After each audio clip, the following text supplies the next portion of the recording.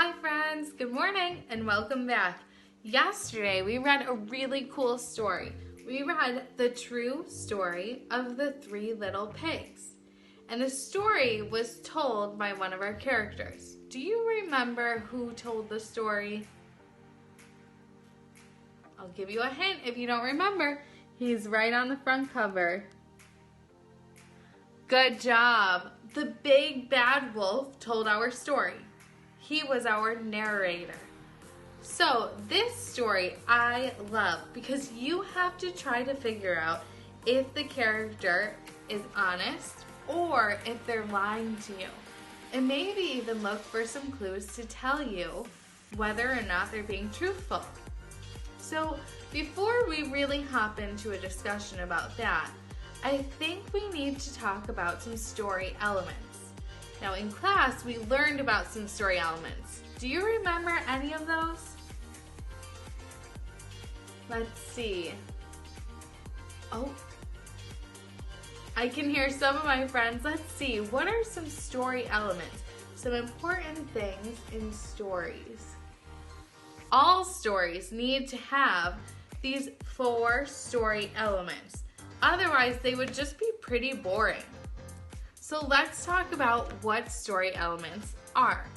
So every story should have 4 things. The first thing should be characters. So I'm going to start out by drawing a little character here. I'm not going to give him a face, and you're going to find out why pretty soon. But here he is, and in this, I'm going to write about characters.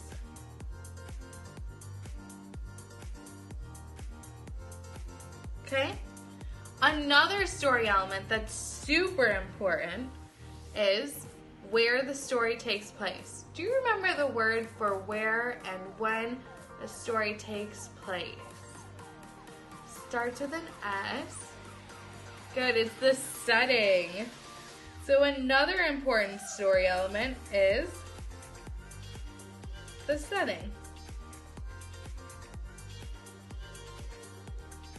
Now, to make the story interesting, the author also needs to give you something and something else. To make it really interesting, do you remember what goes in these 2 boxes? If the author gives us a problem, which is our 3rd story element, then the author should also give us what? What is it called when you solve the problem? The solution.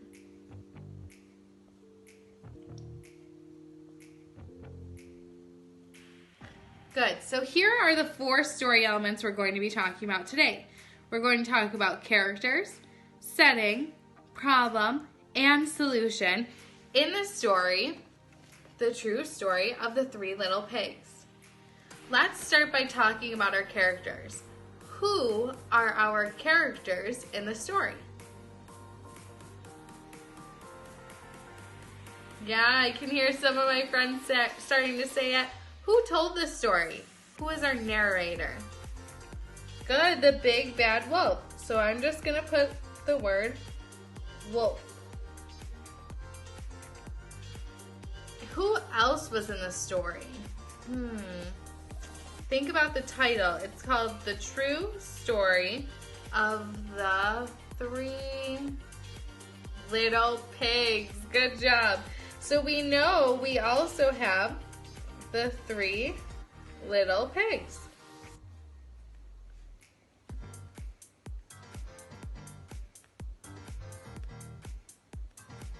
Okay, perfect. Now, some of you I heard thinking way ahead. And some of you are thinking about another set of characters that we've met.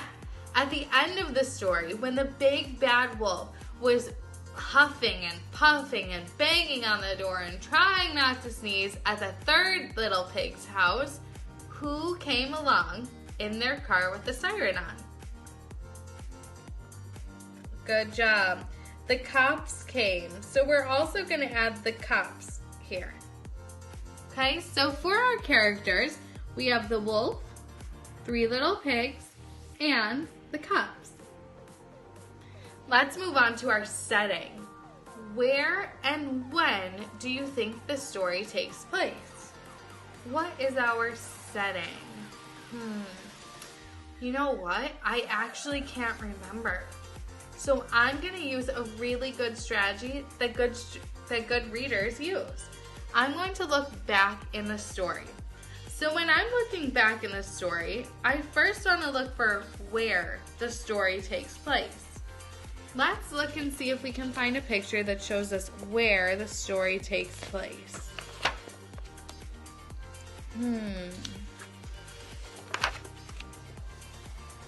Oh, here's one setting in the story. Where is the wolf right now? We can see in the picture that he's baking the cake for his grandma's birthday. And where do you think he's baking it? Good, at his house. So, one setting in the story is the wolf's house.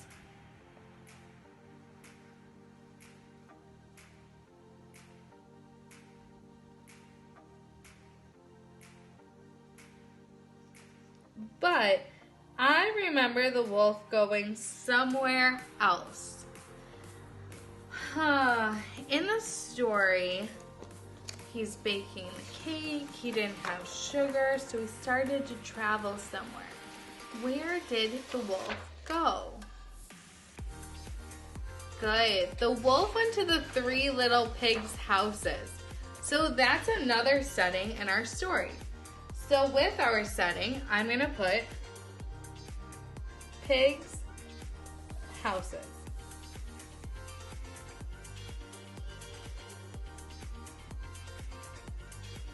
Now I would be okay with stopping there for our setting, but I did hear a couple of our friends also saying one more setting.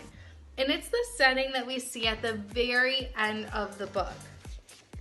At the very end of the book, where is the setting? Good, it's in jail, right? After the cops came to the third Little Pig's house, then they ended up bringing the wolf to jail.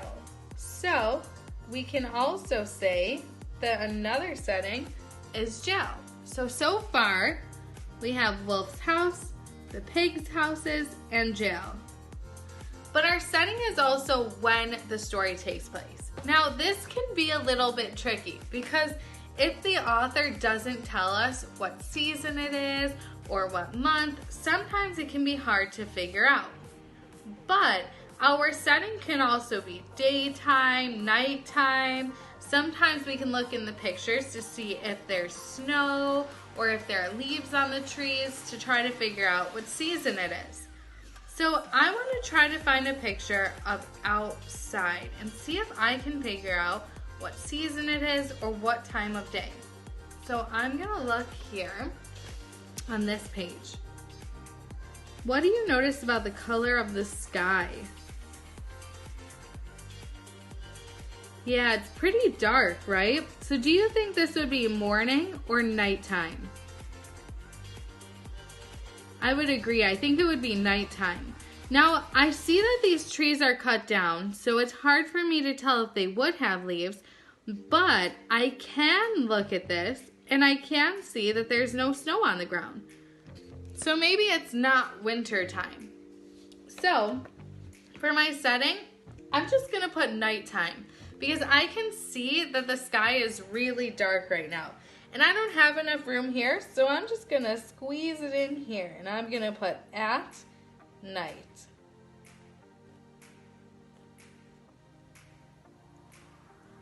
Okay, so we figured out who our characters are. The wolf, the Three Little Pigs, the cops. We figured out our setting, and we said wolf's house. Then he went to the Three Little Pigs' houses, and then he ended up in jail. And it looked like all of this was happening at nighttime. The next thing we want to talk about is the problem in the story. Now there might be more than one problem in the story. And in fact, I think that there is more than one problem in the story. Can you tell me what you think one of the problems in the story is?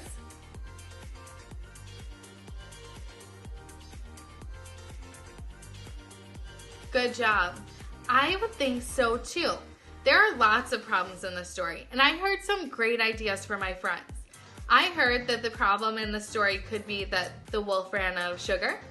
The problem could be that the pigs wouldn't let the wolf into their houses. The problem could be that the wolf feels like the newspaper lied about him being big and bad, and really he just wanted sugar. You can write about any of those. I'm gonna choose to write about the wolf needing sugar. But any of those that we said, those are all right also, and you can continue with those and challenge yourselves. But for mine, I'm gonna choose to use that the wolf ran out of sugar. So I'm gonna write under problem, wolf had no sugar.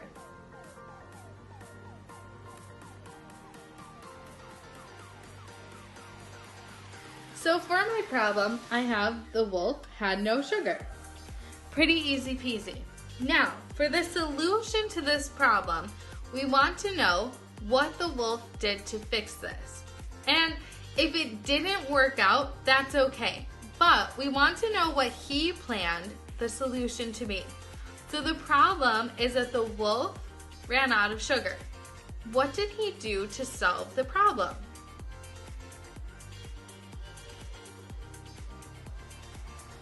Yeah, I think so too. So when the wolf ran out of sugar, he decided to go visit someone and ask to borrow some. Who did he go see? Good. So the wolf went to the pig's house to ask for sugar. So for solution, we are going to write wolf went to pig's house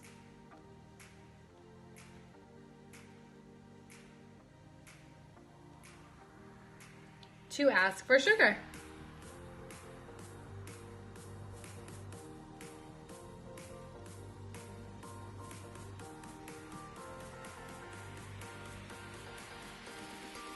And that's how he tried to solve his problem.